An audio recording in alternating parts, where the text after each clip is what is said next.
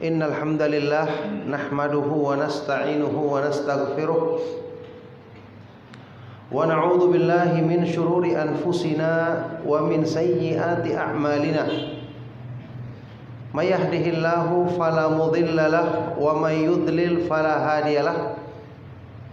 Wa asyhadu an la ilaha illallah wahdahu la syarika lahu wa asyhadu anna Muhammadan 'abduhu wa rasuluh.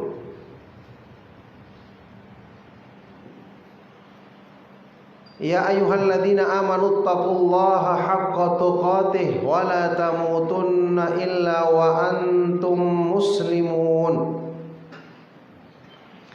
Ya ayyuhan nasu taqu rabbakumul ladzi khalaqakum min nafsin wahidah wa khalaqa minha zawjaha wa batha minhuma rijalan katsiran wa nisaa'a. Wattaqullaha alladzi tasaaluna bihi wal arham innallaha kana 'alaikum raqiba. Ya ayyuhalladzina amanu taqullaha wa qulu qawlan sadida yuslih lakum a'malakum wa yaghfir lakum dhunubakum wa may yuti'illaha wa rasulahu faqad faza fawzan 'azima. Amma ba'du fa inna asdaqal hadits kitabullah wa khairal huda huda Muhammadin sallallahu alaihi wa alihi wasallam wa syarrul umuri muhdatsatuha wa kullu muhdatsatin bid'ah wa kullu bid'atin dhalalah wa kullu dhalalatin finnar wa ba'du. Alhamdulillah, Bapak-bapak, ibu-ibu, ikhwan dan akhwat fiddin rahimakumullah.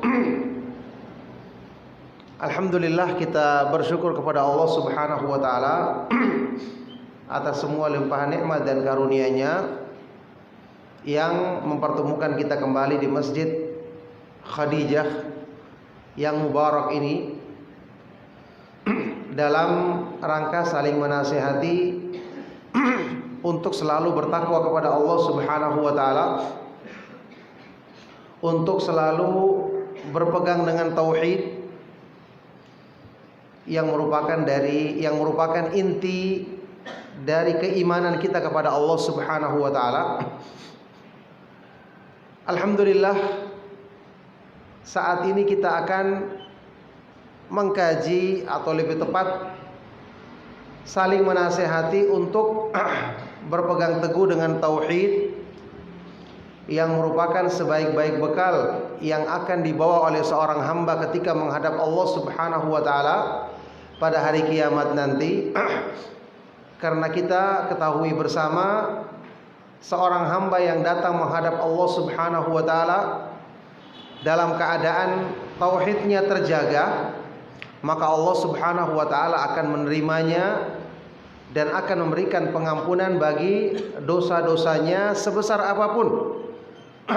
Tentu dengan tanpa meremehkan. Di dalam hadis kursi yang sahih yang kita kenal bersama, Allah Subhanahu wa taala berfirman, Ibnu Adam, innaka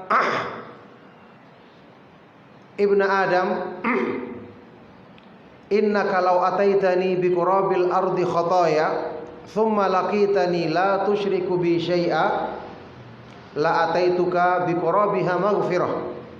Wahai manusia, sesungguhnya engkau jika datang menghadapku, sesungguhnya kamu jika datang menghadapku dengan membawa dosa sepenuh bumi, kemudian engkau datang menghadapku dalam keadaan tidak menyekutukan aku, tidak menyekutukan Allah Subhanahu wa taala sedikit pun, maka aku akan berikan kepadamu pengampunan yang sepenuh bumi pula.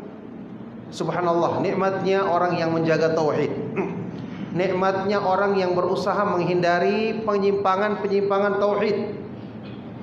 Bahkan kita ketahui bersama, tauhid adalah sebab utama penjagaan dari Allah. Sebab utama kita akan mendapatkan keamanan yang mutlak dalam hidup kita. Ini sejauh mana kita berusaha menyempurnakan tauhid dalam kehidupan di dunia.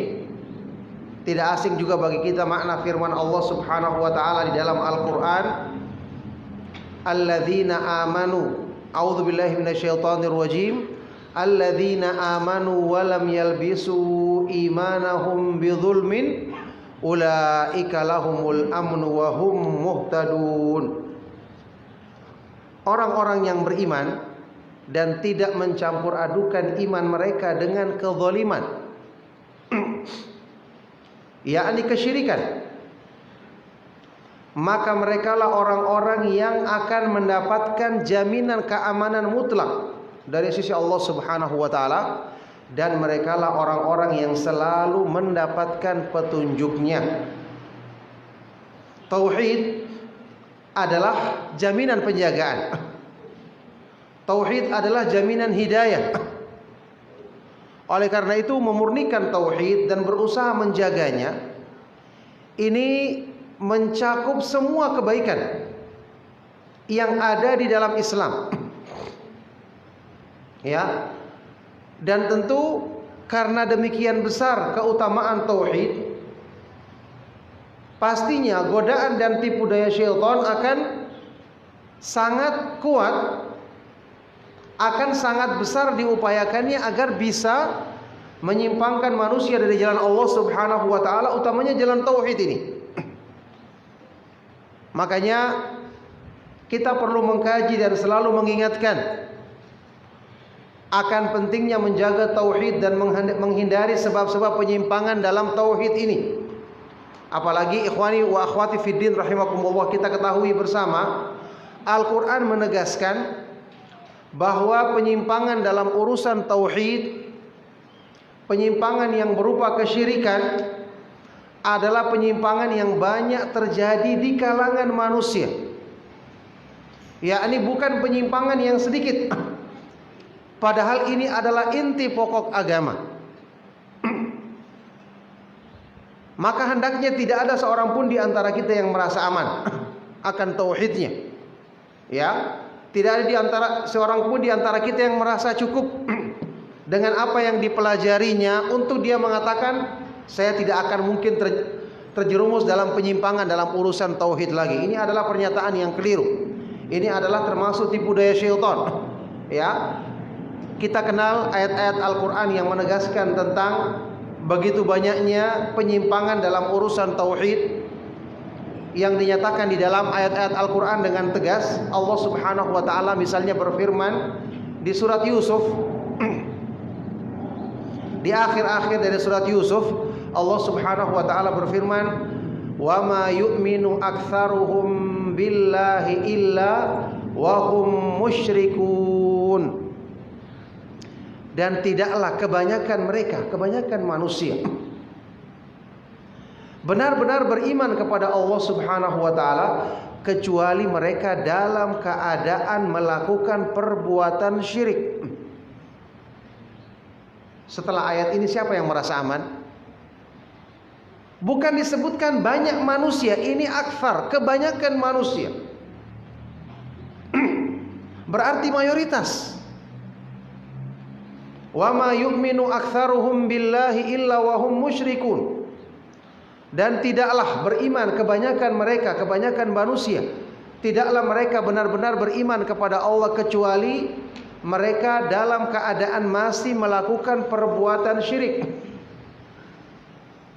Antum masih ingat doa yang diucapkan oleh Nabiullah Ibrahim alaihi salatu wassalam? Ya, ketika dia minta perlindungan kepada Allah agar menjauhkan dirinya dan anak keturunannya dari menyembah berhala.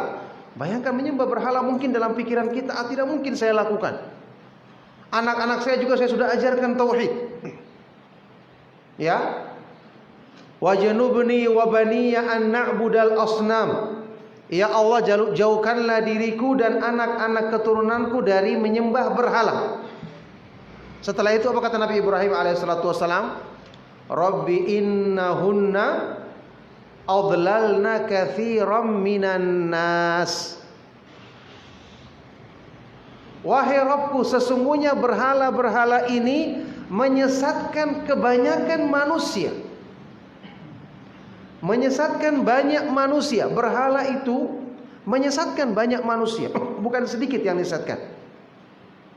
Jadi fitnah perbuatan syirik, fitnah penyimpangan tauhid, apalagi di akhir zaman, ini besar. Ikhwan dan akhwat fiddin rahimakumullah. Sesuatu yang sering kita ulang dalam kajian, yang sering kita ingatkan, inti dakwah para nabi dan para rasul alaihi wassalatu wassalam adalah tauhid. Dan inilah yang paling banyak diingatkan oleh Allah Subhanahu wa taala di dalam ayat-ayat Al-Qur'an. Bahkan kalimat perintah pertama kali memurnikan tauhid. Dari awal Al-Qur'an kalimat perintah pertama kali, ya ayyuhan nasu ubudu rabbakumul ladzi khalaqakum walladzina min qablikum la'allakum tattaqun. Wahai sekalian manusia, beribadahlah, sembahlah Allah semata-mata, Rabb yang menciptakanmu dan menciptakan orang-orang sebelummu, agar kamu menjadi orang yang bertakwa. Ternyata ini banyak dilanggar oleh kebanyakan manusia.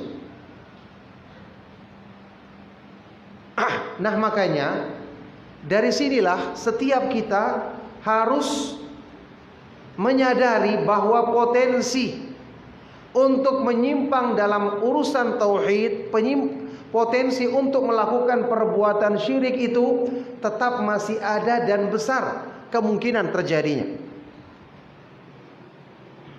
Makanya di dalam kitab tauhid, di awal-awal pembahasan dicantumkan oleh Syekh Muhammad bin Abdul Wahhab rahimahullah taala, babul khaufi minasyirk, bab takut dari perbuatan syirik. Orang yang beriman itu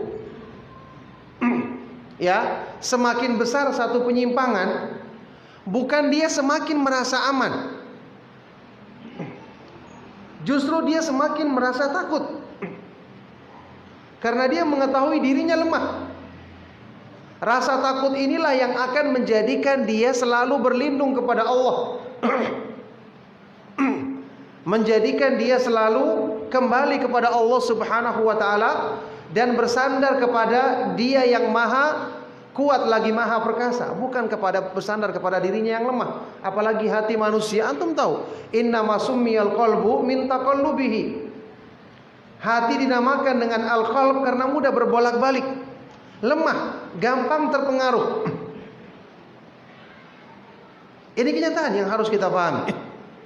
Jadi rasa takut ya kepada Allah Subhanahu wa taala, yang ini kita ketahui bersama merupakan petunjuk di antara petunjuk terbesar yang ada pada generasi terbaik umat ini. Mereka yang dijamin kemurnian imannya, dijamin penjagaan dari Allah, bersama itu rasa takutnya sangat tinggi. Ingat athar yang disebutkan oleh tabi'in yang mulia Ibnu Abi Mulaikah, adraktu 30 min ashabi Rasulillah sallallahu alaihi wasallam kulluhum yakhafun nifaqa ala nafsi. Aku pernah menjumpai sekitar 30 orang sahabat Rasulullah sallallahu alaihi wasallam yang mereka mengkhawatirkan kemunafikan menimpa diri mereka. Kata Imam Ibnu Hajar Al-Asqalani ketika menjelaskan hadis ini, dia menjumpai 30 orang dan sahabat yang lain tidak berbeda dengan ini petunjuk mereka. Berarti menunjukkan para sahabat semua punya rasa takut dari terjangkiti penyakit kemunafikan. Bayangkan penyakit hati yang hanya menampakkan seolah-olah Islamnya benar tapi hatinya menyembunyikannya. Ini penyakit iman yang paling besar termasuk. Mereka khawatir menimpa diri mereka, padahal mereka adalah sahabat radhiyallahu taala anhum ajma'in yang dijamin masuk surga. Bagaimana kemudian kita yang tidak ada jaminan kemudian merasa aman dari penyimpangan besar seperti ini? Nah, oleh karena itulah ikhwan dan akhwat fiddin rahimakumullah, mewaspadai sebab-sebab penyimpangan tauhid ini harus ada dalam pikiran dan perhatian masing-masing kita. Ingat, ini hubungannya dengan penyakit hati. Kalau sudah berhubungan dengan penyakit hati, kita tahu syaitan ketika menggoda hati manusia memang perlahan-lahan, ditutup sedikit demi sedikit, dihalangi sedikit demi sedikit, lama-kelamaan menjadi besar. Ya, penyimpangan terkadang awalnya belum terasa. Kita lihat, kita ingkari, kita berusaha menjauhinya. Berikutnya ketika melihat kedua kali sudah mulai berkurang pengingkaran, karena semakin tebal penutupnya. Terus lanjut lama kelamaan ketika tertutup sama sekali hati, pengingkaran tersebut bukan lagi diingkari, malah kemudian diridhoi. Setelah itu mudah dia untuk melakukannya. Naudzubillahi min dzalik. Tipu daya syaitan luar biasa. Dan dia menyerang hati. Karena hati manusia adalah sebab yang kalau dia baik maka semua baik anggota badan, kalau buruk semua buruk anggota badan. Kita tahu bersama hadisnya, riwayat Bukhari Muslim. Ala wa inna fil jasadi mughdatan idza salahat salahal jasadu kullu wa idza fasadat fasadal jasadu kullu ala wahiyal qalbu. Ketahuilah, sesungguhnya dalam diri manusia ada segumpal daging. Kalau segumpal daging ini baik, maka baik semua anggota badannya. Kalau rusak, buruk, maka akan rusak atau buruk semua anggota badannya. Ketahuilah itu adalah hati manusia. Nah, di sini ikhwan dan akhwat fiddin rahimakumullah, syaitan dalam upaya untuk merebut dan merusak hati. Ingat, di hati ini tempat kita menanam iman, tempat kita menanam pohon iman. Di hati ini tempat tauhid, cinta kepada Allah, takut, berharap, semua kebaikan-kebaikan inti, tawakal, ridha dan seterusnya ada di hati. Nah, ketika hati sudah dirusak, apalagi syaitan menunggangi hawa nafsu manusia, dan nafsu manusia bagaimana? Begitu mudah dipengaruhi dengan sesuatu yang merupakan perhiasan dunia, popularitas, ya, hal-hal yang indah dalam pandangannya, maka dia akan mudah terpengaruh.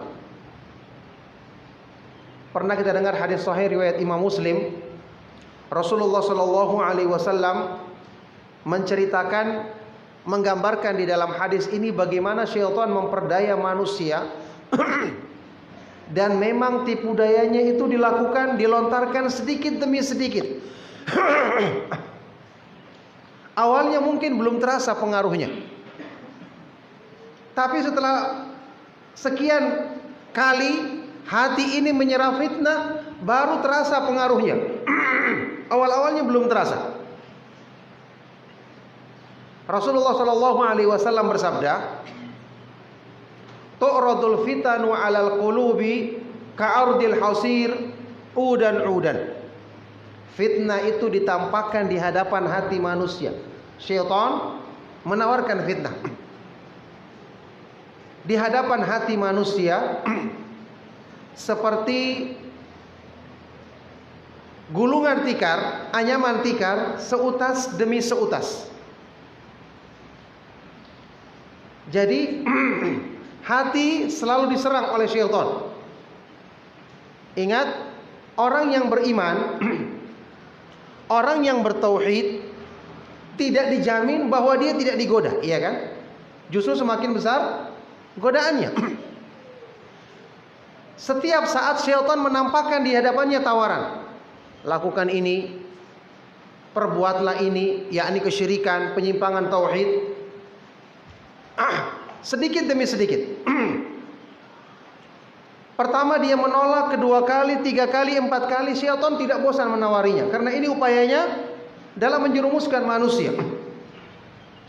Kata Rasulullah SAW, fa ayyu qalbin ushribaha nukitat fihi nuktatun sauda. Hati mana saja yang menyerapnya, maka akan dibubuhkan padanya satu titik hitam. Yakni hati Satu titik belum ada pengaruh. Ya, sekian kali ditawarkan mungkin baru muncul pikirannya. Iya ya, kenapa saya nggak coba? Iya ya, kenapa banyak orang melakukan saya tidak? Iya, kalau saya melakukan mungkin saya akan dapatkan keuntungan seperti mereka. Banyak bisikan-bisikan. Ya, dan ingat, manusia mungkin ketika dalam kondisi lapang dia tidak kepikiran untuk melakukan hal tersebut. Coba kalau antum kondisi terdesak.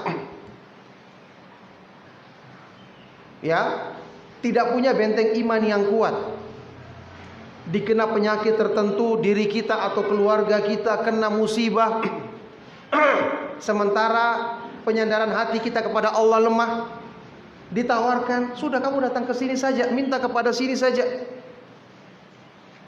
Akhirnya mungkin lama kelamaan dia terpengaruh. Jadi hati mana saja yang menyerah fitnah tersebut akan diberikan padanya satu titik hitam. Wa ayyu qalbin ankaraha nukitat fihi nuktatun baydha. Sedangkan hati yang mengingkarinya akan dibubuhkan padanya titik putih. Lama kelamaan yang satunya semakin lama semakin menghitam, yang satunya semakin lama semakin putih semua. Karena dia selalu menghindari fitnah. Sehingga hatta hadatil qulubu ala qalbain. Lama kelamaan tersisa tinggal dua hati saja. Yang satunya putih bersih, selalu menolak fitnah, dijaga oleh Allah Subhanahu wa taala. Apa kata Rasulullah SAW? La tadurruhul fitnatu madamatis samawati wal ard. Hati ini tidak akan dipengaruhi oleh fitnah sampai hari kiamat, selama masih ada langit-langit dan bumi. Sedangkan hati yang kedua, ya, sudah banyak makan fitnah, akhirnya apa? Hati yang seperti ini, hati yang telah tertutup hitam, penutup hitam, inilah hati yang disebut oleh Rasulullah SAW, la ya'rifu ma'rufan wa la yunkiru munkaran illa ma usyriba min hawahu. Dia tidak mengenal kebaikan sebagai kebaikan, tidak mengingkari kemungkaran sebagai keburukan, kecuali yang bersumber dari hawa nafsunya. Sudah tercetak dari proses awal yang setitik demi setitik. Ini keadaan hati manusia. Ya. Maka kita perhatikan ikhwan dan akhwat fiddin rahimakumullah. Hati manusia lemah kalau tidak ada penjagaan dari Allah Subhanahu wa taala baginya. Apalagi ditambah dengan kenyataan manusia pada asalnya Allah Subhanahu wa taala ciptakan dalam keadaan lemah, penuh kekurangan, sehingga secara asal dia mesti mencari tempat bergantung dimanapun dia berada, dalam kondisi apapun dia. Ini tabiat asal manusia. Allah Subhanahu wa taala berfirman di dalam Al-Qur'an, wa khuliqal insanu dha'ifa. Dan manusia diciptakan dalam keadaan lemah. Makhluk yang lemah pasti cari tempat bersandar untuk menguatkan dirinya. Jadi asalnya manusia itu susah mandiri. Setiap dia melakukan kegiatan, dia ingin ada yang menolong. Dia ingin bersandar kepada sesuatu. Allah Subhanahu wa taala berfirman di ayat yang lain, ya ayyuhan nasu antumul fuqara'u ilallahi wallahu huwal ghaniyul hamid. Wahai sekalian manusia, kamu adalah makhluk-makhluk yang miskin, fakir, penuh dengan kekurangan, butuh kepada rahmat Allah. Ya. Sedangkan Allah Subhanahu wa taala dialah yang maha kaya lagi maha terpuji. Jadi Allah memberitahukan kenyataan diri kita diciptakan dalam keadaan lemah penuh dengan kekurangan, Solusinya harusnya kita kenal Allah agar kita tahu tempat bersandar kita yang sebenarnya hanya Dia satu-satunya. Qul huwallahu ahad, Allahu as-samad. Katakanlah Dialah Allah yang Maha Esa dan Allah adalah as-samad, tempat bergantung semua makhluknya. As-samad diambil dari kata-kata yang maha sempurna sehingga yasmudu ilaihil qalbu bihawaijihi. Yasmudu ilaihil khalqu bihawaijihim. Semua makhluk yasmudu menghadapkan diri kepadanya, menghadapkan hatinya kepada Allah dengan segala kebutuhan dan permintaan mereka. Antum tahu, dengan kenyataan kondisi asal manusia ini penuh dengan kekurangan, lemah, miskin, tidak berdaya sehingga dia butuh tempat bersandar. Dari sinilah justru banyak terjadi kesyirikan karena kebanyakan manusia tidak mengenal Allah Subhanahu wa taala dengan benar.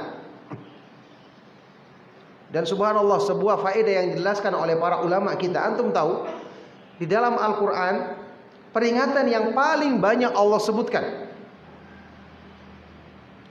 ya, larangan yang paling sering Allah ingatkan, bahkan dibuat dengan perumpamaan-perumpamaan yang bisa kita saksikan secara nyata dalam kehidupan kita. Kira-kira tentang masalah apa? Masalah yang paling besar penyimpangannya di dunia ini, itu apa? Syirik. Al-Quran mayoritas isinya adalah perintah kepada tauhid dan larangan dari perbuatan syirik. Tahu antum kira-kira syirik dalam hal apa yang paling banyak diperingatkan dalam Al-Quran?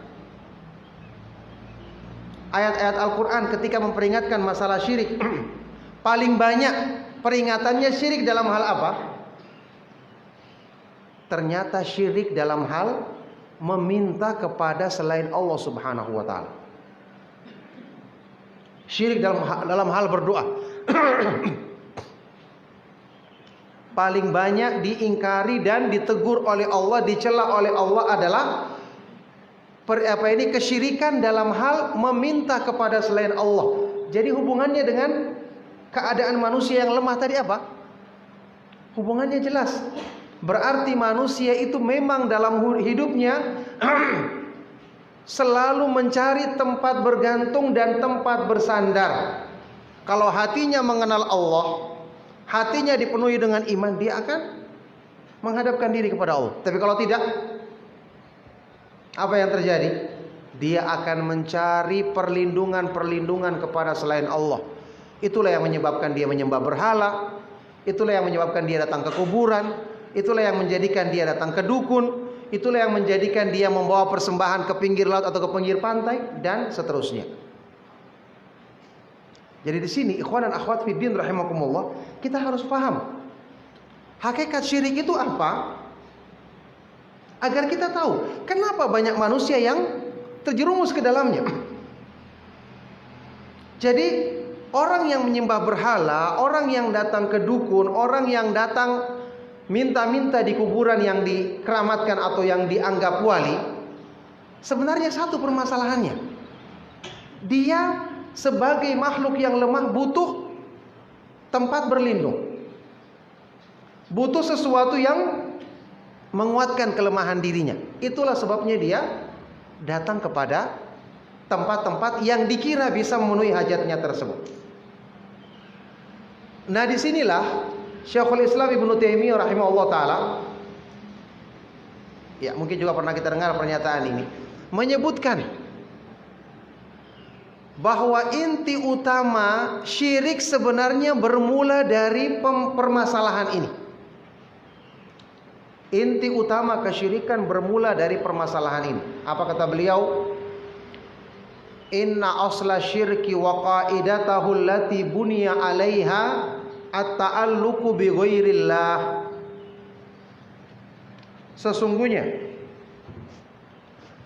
asal dari perbuatan syirik, pangkal akar kesyirikan, dan qaidatahu, landasan, pondasi syirik, yang semua bangunan syirik dibangun di atasnya apa? At-ta'alluqu bi ghairillah. Bergantung kepada selain Allah. Subhanallah, ini intinya syirik. Masalahnya di mana? Inti syirik ini ada pada diri kita potensinya. Kenapa? Kita kan lemah. Kita kan penuh kekurangan. Berarti pasti kita mencari tempat bergantung. Berarti orang yang tidak kenal Allah, hatinya tidak dipenuhi dengan memahami kemahabesaran Allah, kemahaagungannya, kemahaindahan nama-namanya, kemahasempurnaan sifat-sifatnya, maka pasti sedikit demi sedikit dia akan terjerumus ke dalam perbuatan syirik.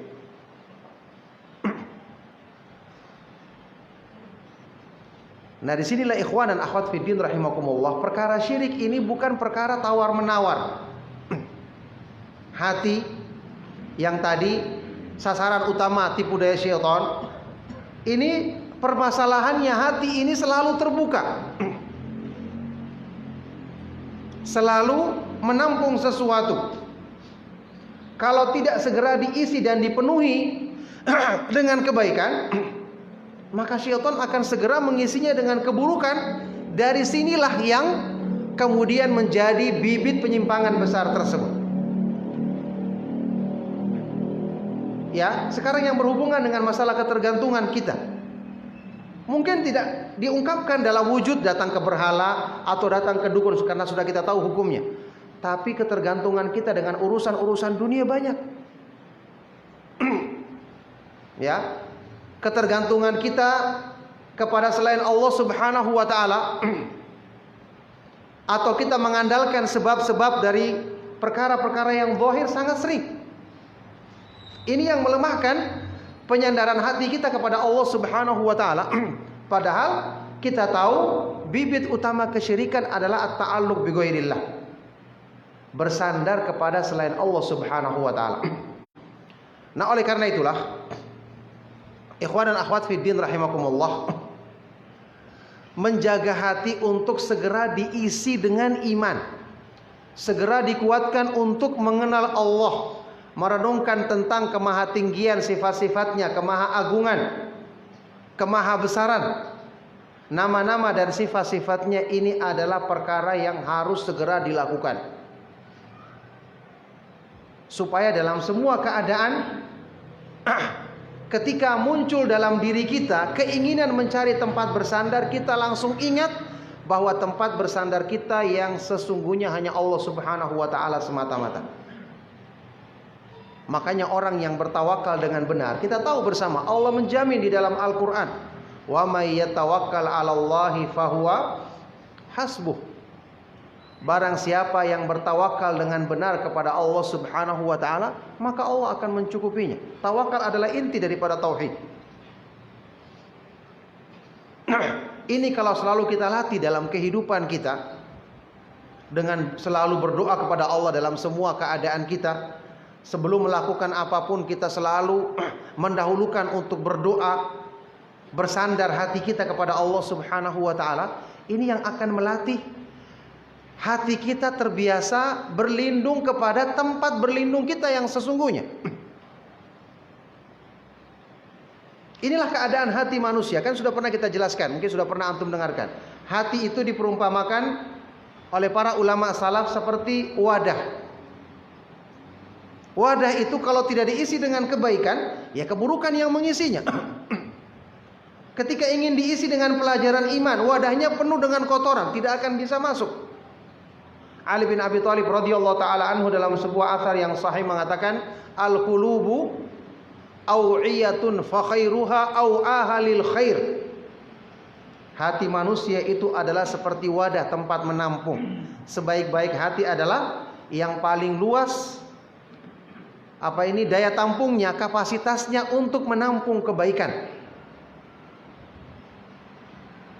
Ini keadaan hati kita. Dan hati sebagai wadah menampung ini akan memberikan pengaruh kepada anggota badan sesuai dengan apa yang dominan di dalamnya. Kalau semakin banyak diisi dengan ketergantungan kepada makhluk, kecintaan yang berlebihan kepada makhluk, maka itu yang nanti akan mempengaruhi dirinya. Ini kita harus tahu. Ya, saya sering mengingatkan tentang masalah tawakal, masalah berdoa kepada Allah Subhanahu wa taala. Yang ini kebanyakan orang lakukan dalam keadaan-keadaan terdesak saja. Kalau dia sakit, bukan pertama kali dia berdoa. Dia mencari dulu, saya harus makan obat apa, saya harus tanya kepada dokter siapa, dan seterusnya. Salah. Kenapa mencari makhluk? Tidak mencari, mendahulukan pencipta makhluk, pencipta dokter, pencipta obat, pencipta semua sebab. Makanya orang yang beriman, ya, karena mereka mengetahui tempat bersandar adalah Allah Subhanahu wa taala, pencipta sebab dan akibat adalah Allah Subhanahu wa taala.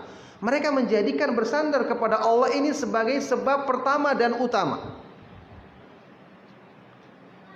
Dan doa adalah termasuk sebaik-baik sebab, bahkan melebihi semua keutamaan sebab yang lain. Ibnu Qayyim rahimahullah taala pernah mengatakan, "Walaysa syai'un minal asbabi anfa'u minad du'ai wala ablagu fi husulil matlubi minhu." Tidak ada sesuatu pun dari sebab yang lebih bermanfaat dibandingkan berdoa, dan tidak ada yang lebih besar pengaruhnya dalam mencapai apa yang kita inginkan melebihi berdoa kepada Allah Subhanahu wa taala. Berdoa ini adalah seutama-utama sebab, karena disinilah terkandung hakikat inti tauhid, yaitu penyandaran hati kita kepada Allah Subhanahu wa taala. Tidak terkecuali orang yang sakit. Nah, ini justru orang yang sakit ini yang seringnya banyak lalai dalam hal ini. Ketika orang sedang lemah, kondisi fisiknya tidak berdaya, dia sudah mulai mencari ke sana kemari. Banyak orang yang terjerumus. Padahal dia tahu kalau dia mengenal Allah Subhanahu wa taala Asy-Syafi, Maha Penyembuh. Wa idza maridtu fahuwa yashfin. Dan ketika aku sakit, dialah yang memberikan kesembuhan kepadaku. Doanya Nabi Ibrahim alaihissalatu wassalam. Syekhul Islam Ibnu Taimiyah rahimahullah taala di dalam kitab Majmu' Fatawa pernah mengatakan, wa katsirum minal mardha yushfauna bila tadawin. Banyak orang yang sakit disembuhkan tanpa berobat. Berobat ini memang diperselisihkan oleh para ulama hukumnya. Ada yang bilang dianjurkan, tentu dengan memenuhi syarat-syarat. Ya, pengobatan yang diperbolehkan di dalam syariat, tidak bersandar kepada obat tersebut. Berobat, baik itu obat kimia maupun obat herbal. Ya, ada yang mengatakan dianjurkan, ada juga yang mengatakan mubah. Tapi kalau orang misalnya meninggalkannya karena penyandaran hatinya yang kuat kepada Allah, tidak dicela. Kata Ibnu Taimiyah, wa katsirum minal mardha yushfauna bila tadawin. Kebanyakan orang yang sakit disembuhkan tanpa berobat. Bidakwatin mustajabatin. Dengan apa? Dengan doa yang dikabulkan oleh Allah. Sebab tidak tercela karena dia melakukan sebab. Beda kalau hanya orang berdiam diri, tidak melakukan sebab apa-apa, tidak bersandar hatinya, tidak juga lakukan sebab yang lain, ini tercela. Tapi dia melakukan sebab yang paling utama dengan doa yang dikabulkan. Au ruqyatin nafi'atin, atau dengan ruqyah yang bermanfaat. Dia obati dirinya dengan baca Al-Quran, baca surat Al-Fatihah dan yang lainnya. Au quwwatin lil qalbi wa husnit tawakkul, atau dengan kekuatan hati, kuatnya hatinya bersandar kepada Allah dan tawakal yang benar. Tawakal yang benar. Ya. Maka ini adalah bentuk upaya melatih hati kita untuk selalu bersandar kepada tempat bersandar yang benar, dan menjadikan ketergantungan kita kepada makhluk menjadi lemah. Dan inilah yang akan menguatkan tauhid di hati kita, apalagi dalam kondisi-kondisi hajat dan kebutuhan. Disebutkan di dalam penjelasan dari para ulama, seperti dalam kitab Al-Bidayah wan Nihayah tentang ya dinukil misalnya di dalam kitab Kasyfus Syubhat oleh Syekh Muhammad bin Abdul Wahhab rahimahullah taala. Nabi Ibrahim alaihissalatu wassalam ketika dimasukkan ke dalam api, ya, dimasukkan ke dalam api, ketika itu malaikat Jibril turun dengan perintah Allah menawarkan kepada Nabi Ibrahim. Dia mengatakan, "Alaka hajah?" Wahai Nabi Ibrahim, apakah kamu butuh pertolonganku? Maka Nabi Ibrahim alaihissalatu wassalam mengatakan, "Amma ilaika fala." Adapun kalau butuh kepadamu maka saya tidak butuh. Dia kondisi sedang terdesak. Dinyalakan padanya api, dilempar ke dalam kobaran api. Dan malaikat Jibril menawarkan sesuatu yang boleh. Tidak mungkin malaikat Jibril menawarkan pertolongan yang syirik. Kenapa? Allah mengizinkan malaikat Jibril bisa memadamkan api tersebut, bahkan menghancurkan semua yang ada di sekitarnya. Atau paling tidak Nabi Ibrahim diangkat, diselamatkan, ya karena dia punya kekuatan, disebutkan dalam Al-Quran. Ya, malaikat Jibril allamahu syadidul quwa, yang sangat besar kekuatannya, bisa diangkat Nabi Ibrahim. Atau apinya dipadamkan, dihancurkan semua musuh-musuh yang melemparkan dia ke dalam api. Tapi Nabi Ibrahim dengan kekuatan imannya menolak sebab tersebut. Karena punya keyakinan, kenapa saya harus minta pertolongan kepada makhluk yang kalaupun bisa menolong, tapi pertolongannya sedikit, tidak langsung minta kepada yang maha tinggi, yang maha kuasa. Maka dia mengatakan, adapun kepadamu saya tidak butuh. Makanya dalam Sahih Bukhari, sahabat yang mulia Abdullah bin Abbas radhiyallahu taala anhuma pernah mengatakan, "Hasbiyallahu wa ni'mal wakil, kalimatun qalaha Ibrahim hina ulqiya finnar." Ucapan hasbiyallahu wa ni'mal wakil, cukuplah Allah sebagai pelindungku dan dia adalah sebaik-baik penolong. Inilah yang diucapkan oleh Nabi Ibrahim alaihissalatu wassalam ketika dilemparkan ke dalam api. Api itu sebab untuk membakar. Ini tabiatnya api. Membakar orang bisa, membakar bangunan, membakar kayu, membakar apa saja.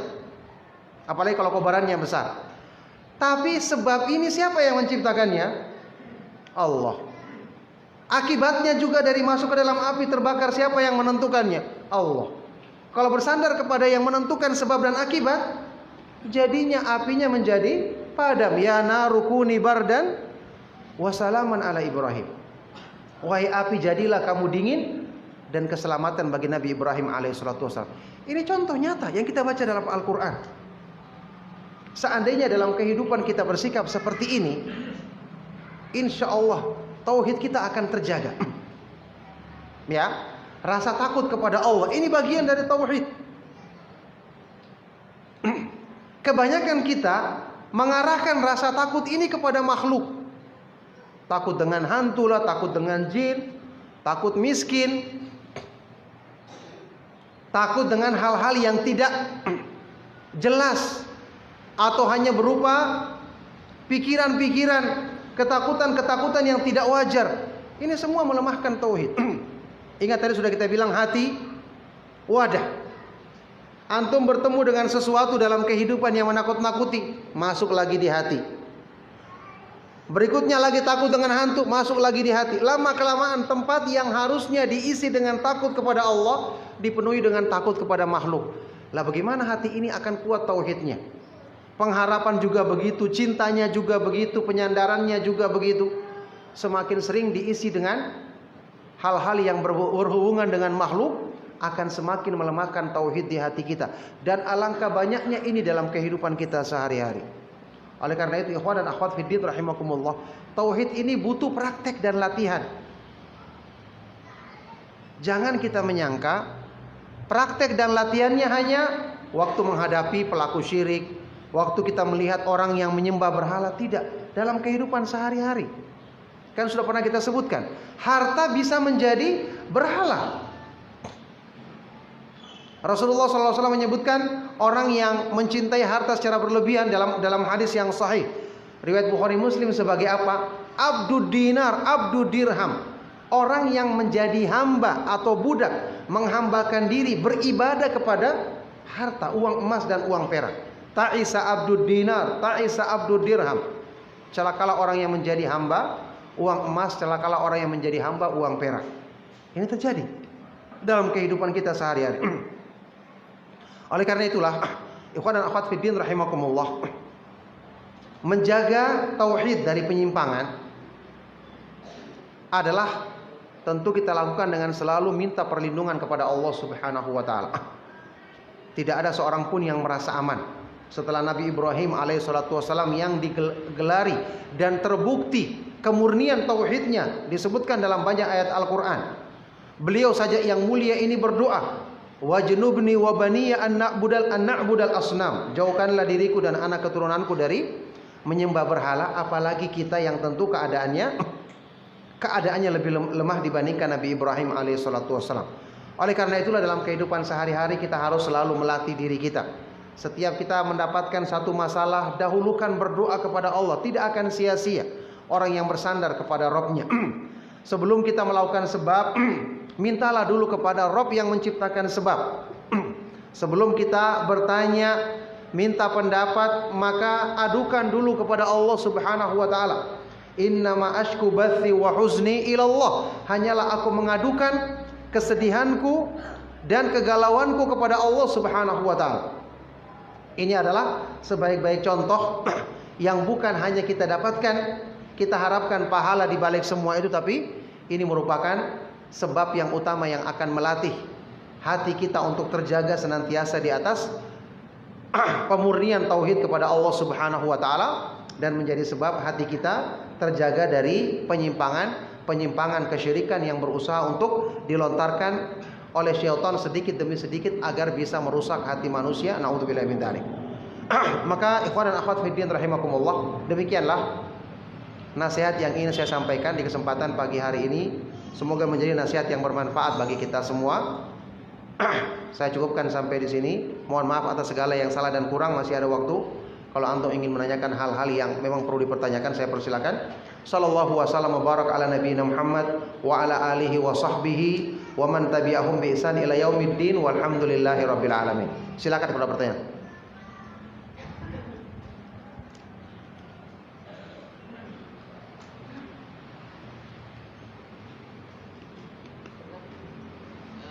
Bagaimana Ustaz sekiranya kalau misalkan hatinya manusia memang sudah dipenuhi dengan titik hitam, condong kepada titik hitam, terus dia juga tidak mau berputus asa dari rahmatnya Allah, dia juga sudah menempuh sebab-sebabnya agar diberikan hidayah. Bagaimana apa yang harus dilakukan orang yang seperti ini, Ustaz? Iya, barakallahu fikum. Orang yang terlanjur banyak melakukan kesalahan sehingga hatinya dipenuhi titik hitam, tapi dia menyadari dan tidak ingin putus asa dari rahmat Allah, maka kita katakan sama dia, berdoalah sungguh-sungguh kepada Allah, kemudian usahakan sebab-sebab yang membersihkan kotoran tadi. Dengan dia banyak bertobat, ya, dia banyak beristighfar. Kata Rasulullah SAW dalam hadis yang sahih riwayat Imam Ahmad dan yang lainnya, idza adnabal amdu dzanban nukitat fi qalbihi nuktatun sauda wa idza taba wa nazaa wastaghfara saqila qalbuhu. Jika seorang hamba melakukan perbuatan dosa, maka diberikan titik hitam di hatinya. Kalau dia segera bertobat, beristighfar, mencabut diri dari kesalahan tadi, bening kembali hatinya. Jadi bertobat kepada Allah, kembali kepada Allah, dan Allah Subhanahu wa taala menjanjikan kalau dia sungguh-sungguh dan dia berusaha mendekatkan diri kepada Allah Subhanahu wa taala, maka Allah Subhanahu wa taala Maha Pengasih lagi Maha Penyayang. Allah Subhanahu wa taala Maha menerima hamba-hamba yang selalu kembali kepadanya. Maka tidak akan sia-sia kalau dia kembali kepada Allah, dia berdoa dengan sungguh-sungguh, Allah akan berikan hidayah kepada hamba tersebut. Nah, barakallahu fikum. Ada yang lain silakan.